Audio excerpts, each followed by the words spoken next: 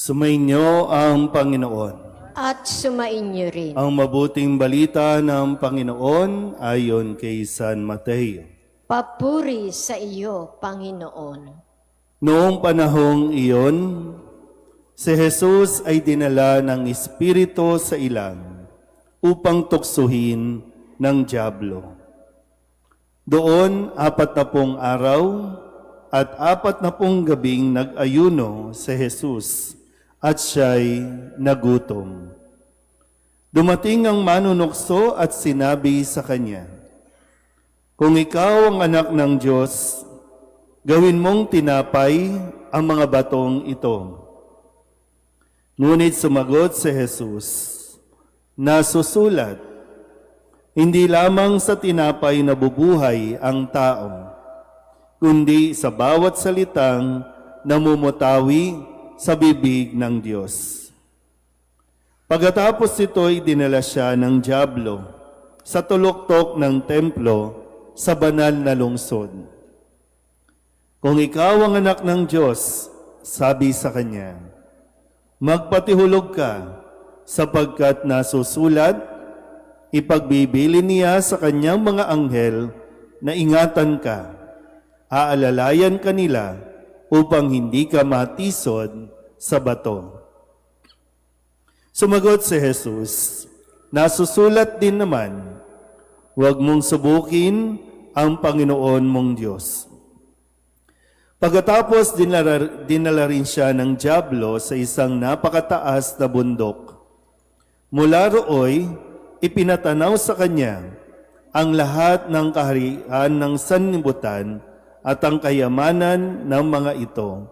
At sinabi ng dyablo, "Ibibigay ko sa iyo ang lahat ng ito, kung magpapatira pa ka at sasamba sa akin." Sumagot si Jesus, "Lumayas ka, Satanas, sapagkat nasusulat, ang iyong Diyos at Panginoon ang sasambahin mo. Siya lamang ang iyong paglilingkuran." At iniwan siya ng dyablo. Dumating ang mga anghel at naglingkod sa kanya. Ang mabuting balita ng Panginoon. Pinupuri ka namin, Panginoong Heso Kristo. Isang magandang umaga po sa inyong lahat. Tayo po ay pumasok na, nagsimula na sa tinatawag nating Kwaresma. Sabihin niyo nga po, Kwaresma. Ang Kwaresma ay 40 days o 40 araw na paghahanda para sa pagdiriwang ng pagpapakasakit, pagkamatay at muling pagkabuhay ng ating Panginoong Heso Kristo. Preparation para sa napakahalagang araw. So 40 days na paghahanda. Naintindihan po? So kaya pati yung mood natin, dapat kinukondisyonan natin ang ating mga sarili. Hindi na ito karaniwang panahon.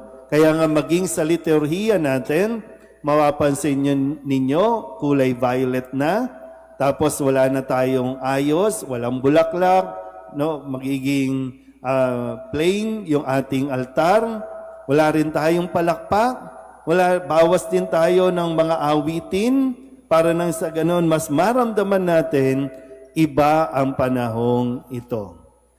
Bagamat meron tayong mga inalis, no, o pinos muna natin para nang sa ganon makapaglaan talaga tayo at makapag-focus tayo sa mga paglalakbay na atin pong gagawin. Kung tutuusin, ito ay paglalakbay ni Kristo at tayo ay inaanyayahang sumama kay Kristo. Naintindihan po? Yan. Sabihin nyo nga muna sa katabi ninyo, "Lumayas ka, Satanas." Tayo niyong palayasin. Best friend nyo na ba? Tandaan nyo ha, mali yung konsepto na ang demonyo hindi nakakapasok ng simbahan. Mali ang konsepto na ang mga demonyo hindi alam ang Biblia.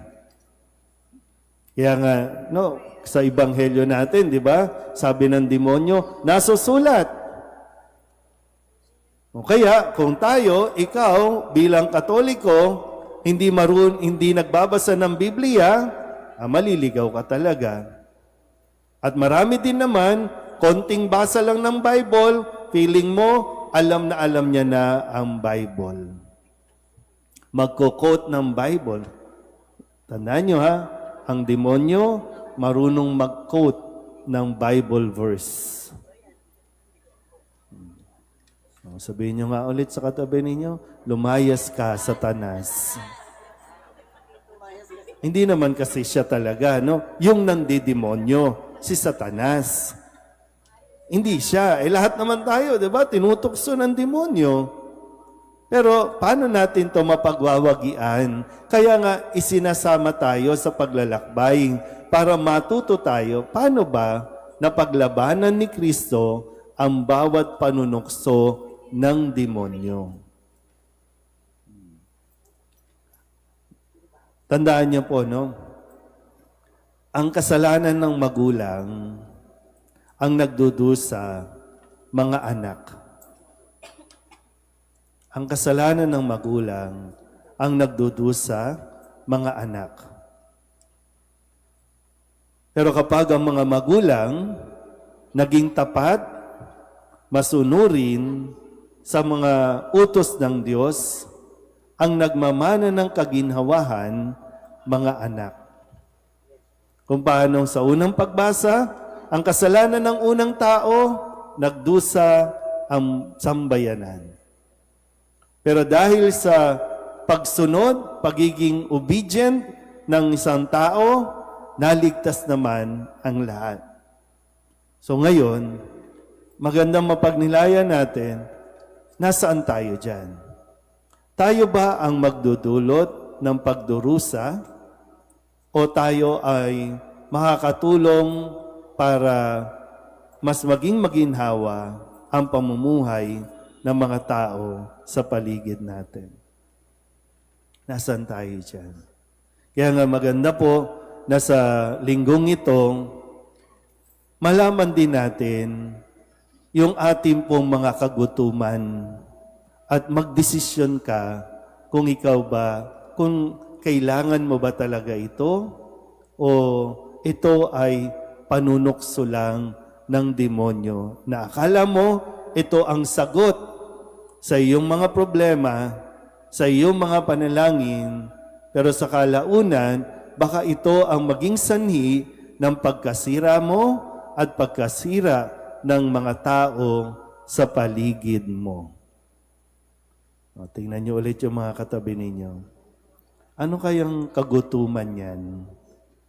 Pag sinabing kagutuman, ano ang pangangailangan yan? Ano ang kailangan yan? Kasi diyan papasok ang demonyo. Sige, tingnan natin. Sabi sa Ebanghelyo, tinukso ng diablo si Jesus dahil siya ay gutom na. Kasi nga siya ay nag-aayuno ng 40 araw at 40 gabi. 40 days, 40 nights. So gutom na si Kristo, kaya pumasok ang demonyo. Kaya sabi niya, di ba, ikaw ang anak ng Diyos. Ibig sabihin, may kakayahan ka, may kapangyarihan ka. Gawin mong tinapay ang mga batong ito.